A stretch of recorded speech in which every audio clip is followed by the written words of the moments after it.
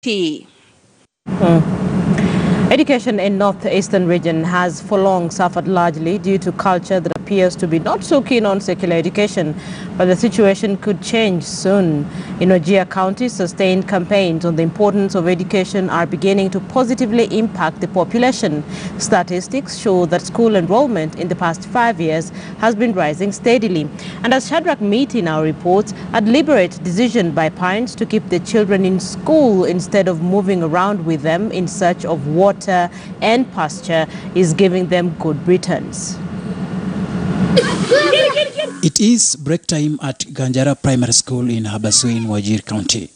These young boys and girls are part of the pupils at this primary school, which is the only learning institution in this vast area. Every morning, each parent and guardian wakes up to the appreciation that their young ones are supposed to have a date with their teacher.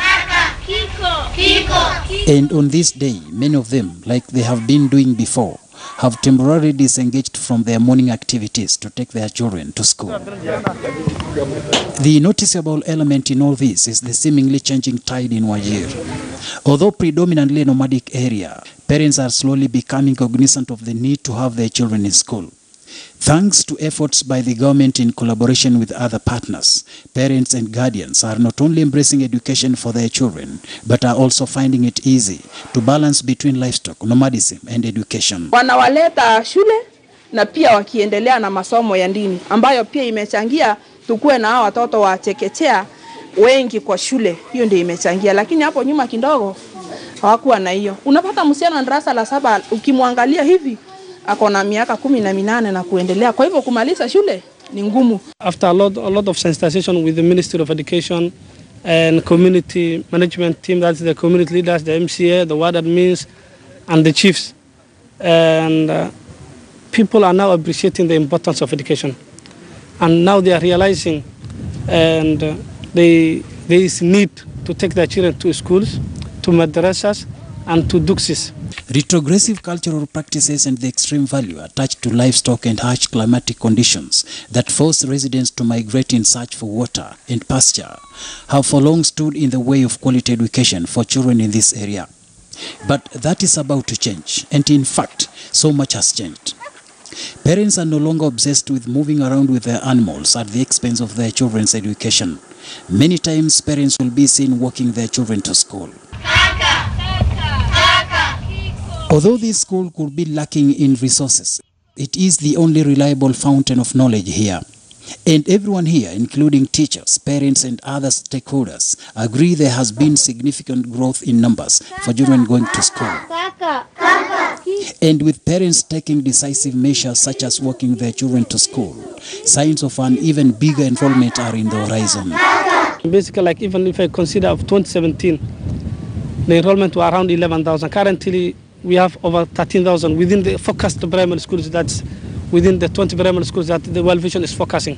People have realized the importance of education, and people have divided themselves. Some people have remained with the animals as nomads, and some have settled in the permanent settlements. That is why we have today that number of children who are in school. The change is not just limited to this school. At Kibilei Girls Primary School, we encounter another story of resilience and determination. Animals that stay at home are persistent sensitization has brought about a new dawn. Many of these girls will perhaps be at home or even away with their parents who are currently several kilometers away, looking for water and pasture for their livestock. But a deliberate decision to leave their daughters under communal care, with specific families taking care of a given number of girls, has made it easier for these girls to continue with their education uninterrupted. Wakati nilifika hapa mama miaka 5 ambayo imeisha, ulikuwa unapata mtoto wa nursery ako na miaka kama 12. Sasa unajua wakati anafika darasa la 8 huyo ni karibu zaidi ya 15. Kwa hivyo inakuwa ni ngumu. Hawa unaona ni wandogo. Kwa hivyo hata wazazi wameanza kuona mwangaza na umuhimu wa masomo. Strict and punitive repercussions against parents who marry off their underage daughters has largely dissuaded most of them from that bad culture. But even as the situation continues to look promising, Many girls still suffer due to bad culture and sometimes in the hands of their foster parents and guardians. Teachers are occasionally confronted with cases of girls being mistreated after their parents left them with relatives as they went to search for water and pasture. These sometimes make it easier for the affected girls to drop out of school and unfortunately get married at their tender age. Nevertheless, teachers attempt to address the situation by talking to guardians. Habaswein Sub-County Teacher Service Commission Director Ahmed Ogle says lifestyle in the area is changing fast and locals have realized the importance of education. And although there is increased enrollment in schools, he says transition from primary to secondary school is facing some challenges, but he remains hopeful. People are still realizing the importance of education and they are trying to change their lifestyle. Some more settlements are being made and some more schools are being opened, and that's how we are trying to encourage people to ensure that at least children go to school. Prolonged droughts and nomadic lifestyle by northeastern residents have for long impacted negatively on education here.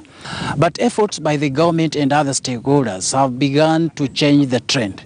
And as parents begin to appreciate the value for education, enrollments in schools is on the rise. Shadrach Miti, KT News, Habaswein, Wajir County.